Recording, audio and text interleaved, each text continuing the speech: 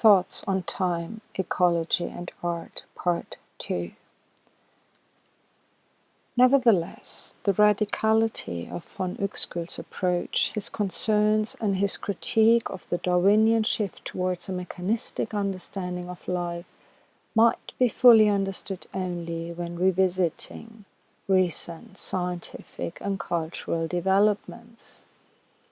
In 1969, 1 year after the film 2001: A Space Odyssey was released, the media-connected world witnessed the first landing on the moon. Images of an alien, not particularly homely world reached the Earth's population.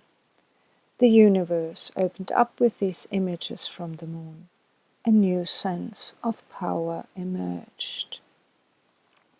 Yet, a photograph that was taken 3 years later, in 1972, on the Apollo 17 flight, had possibly an even higher impact on how people perceive life on Earth. On December 7, 1972, the astronauts of the Apollo 17 crew were able to take the first picture of the planet Earth that showed it as a perfect globe, i.e., without shadow. The image is entitled Blue Marble. With this image, which ranks highly among the photographs most often reproduced, a shift in point of view is initiated. We look at the Earth from space and from the distance see a perfect sphere, the globe. The view from space is like the bird-eye view in design. One could also speak of a God's view. It is in any case a view that is detached from the experience of everyday life. It assists rationalization, but also radical simplification, with the focus of research shifting to the analysis of movement. Only 2 years after the Blue Marble image was released, Stafford Beer, in writing Designing Freedom, wonders whether, quote, the whole apparatus of our civilization actually works any longer. Is it beginning to fail? Quote end. Public consciousness of the problems that humanity had maneuvered itself into was only temporary, however, and was not met with broader action. Images such as the Blue Marble photograph of the Earth in infinite space contributed to a sense of human omnipotence that minimized the significance of experiential time. The image of the Blue Marble, in all its beauty, is a perfect reflection of narcissist admiration and as such the ideal image for the contemporary Darwinist who still considers competition more important than mutual aid and coexistence. While the fact that the debate around the environmental issues endangering life on Earth has recently regained significant attention might mark a new beginning, it should be taken into account that the image that the debate revolves around is still the one from 50 years ago. It is a narcissist's image that rejects the multiplicity of worlds and establishes coexistence from a playmaker's point of view. The view of the analyst is from above. The focus of the analysis is on dynamics that have at their basis a homogeneous time that is not the time of experience. It is disembodied time, unlike Uexküllian time. The globe view, as researchers such as Donna Haraway, Anat Singh and Kenneth Olwick have highlighted, is misleading. Ecological thinking beyond the media mainstream considers entities in their capacity to live in environments, but it is not only concerned with biological life. It is concerned with thinking oppressions and exclusions and likewise inclusions in time and space. It emphasizes the thinking of relations. Ecological thinking is thus also concerned with the survival of cultures, societies, communities, and places. Within this context, we can also speak of ecologies of art or ecologies of design.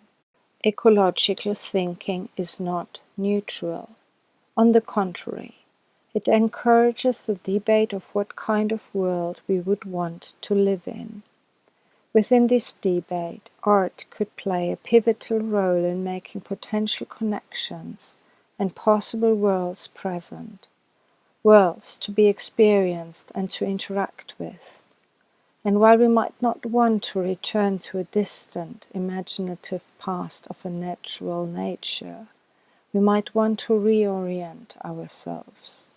We could turn elsewhere to see whether there have been other ways of thinking that manage to escape the pitfalls of Western categorization that makes thinking in relations so difficult. Within Confucian and Neo-Confucian thought, for example, the macro and micro worlds have always been connected, constituting an anthropocosmic rather than an anthropocentric worldview. We could learn both from Asian philosophy and art. We could learn from the dynamics of Chinese painting, its thinking of space and time as one, its knowledge of the in-between as mediator between opposites, and from its thinking in various distances rather than in linear perspective. The reformulation of conceptions of time is of fundamental importance in this context. The depth of time, connected to a multiplicity of spaces that has been oppressed by the ubiquitous pair of labor and fun, needs to be recreated. The German philosopher Peter Sloterdijk recently highlighted the need for a new anthropotechnology that uses the metaphor of a dialogue with nature as a guiding principle. A technology that is, quote, characterized by cooperation rather than by domination, even in asymmetrical relationships. Art and design would be meaningless if they did not accept the task of creating this technology, which might be best called anthropo-cosmo-technology. I end this presentation with some images of an installation that I was working on last year, in November, with my colleagues Yiping Dong, Adam Brilhardt, and Thomas Wortmann, with the support of our colleague in engineering Ominda Nanayakara and the assistance of our former student Fan Yun Chen. The work was set up in a tiny village in Fujian, rural China, for the 2019 Yanping Art Harvest. I cannot claim that we attempted to create something that fits the idea of an anthropo-cosmo technology.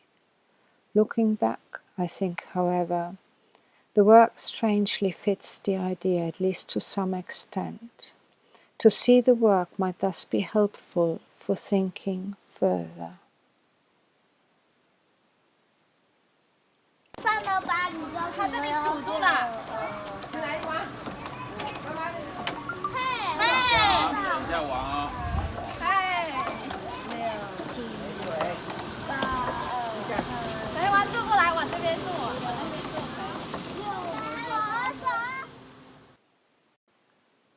Play, this has not yet been mentioned, is inherent to cybernetic time.